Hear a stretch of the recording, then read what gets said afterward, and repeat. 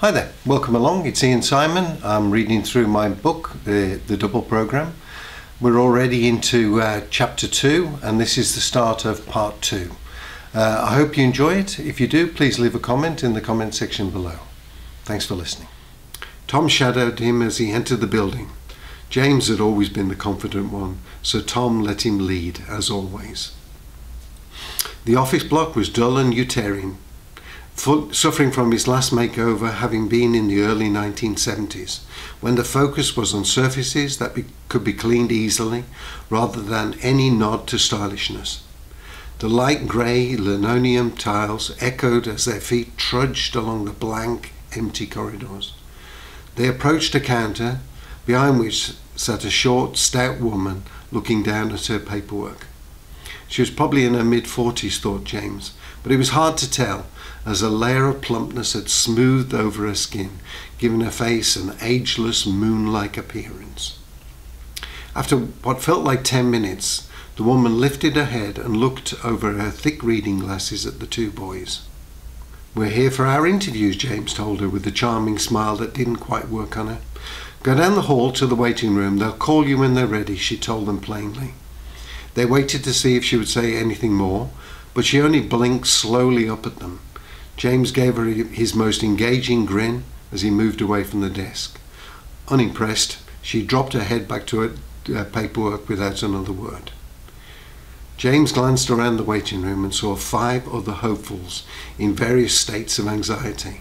They were all younger than him, so he surmised they were waiting for the same interview.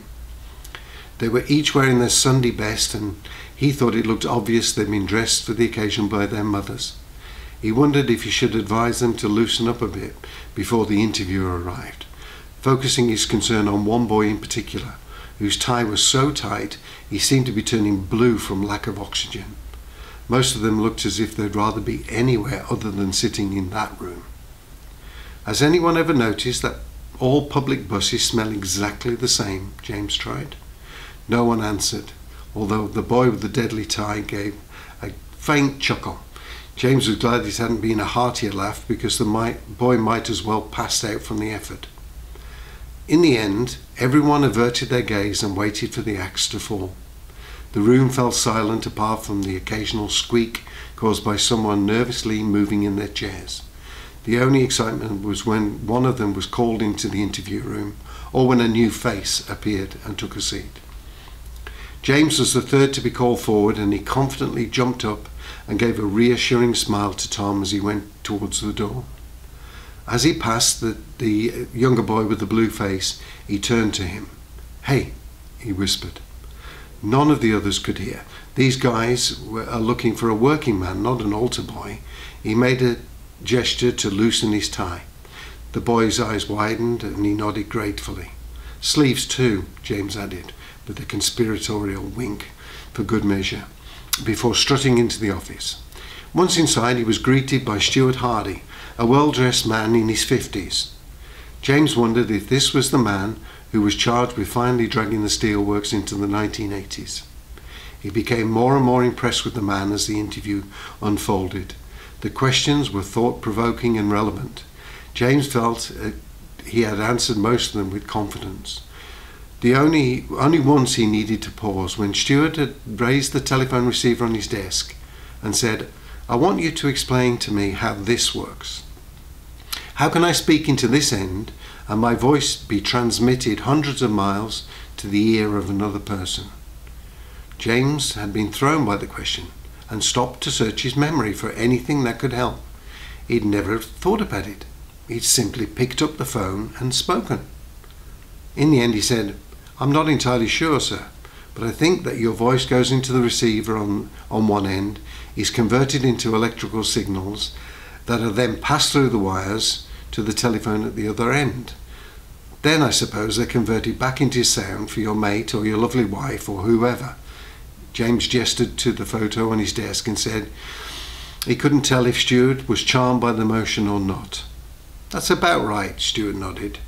"Do you have any idea how your voice converted into electrical signals?" "Honestly, I don't have a clue, other than to say, I know sound is created by vibrations. I would guess those vibrations are somehow converted into a voltage, and that voltage represents your voice pattern. Stuart seemed to accept this. He went on to explain the full process of how a phone worked, and James was impressed by the clarity. I could work for this man, he thought. The interview carried on, and Stuart probed. I have looked at the application form you submitted, and I have an obvious question. Why would someone with your qualifications choose not to go to university? I can see from your grades that you would get a place almost anywhere. James had been expecting this question and had come up with a few answers for it. In the end, all the practice lies slipped away, and he dropped his eyes and told the truth. My parents can't support me through uni, so I've decided that I will get my qualifications another way, and this seems to be an ideal fit for me. He lifted his eyes and stared at Stuart, daring him to challenge the explanation. Thank you for listening. That's the end of part 2 for chapter 2. I hope you enjoyed it. I've certainly enjoyed reading it to you. If you want to buy the book, please follow the link below. There's a link to the Amazon where it can be bought. If not, welcome along tomorrow and we'll cover some more of the book. Thanks for listening. Bye now.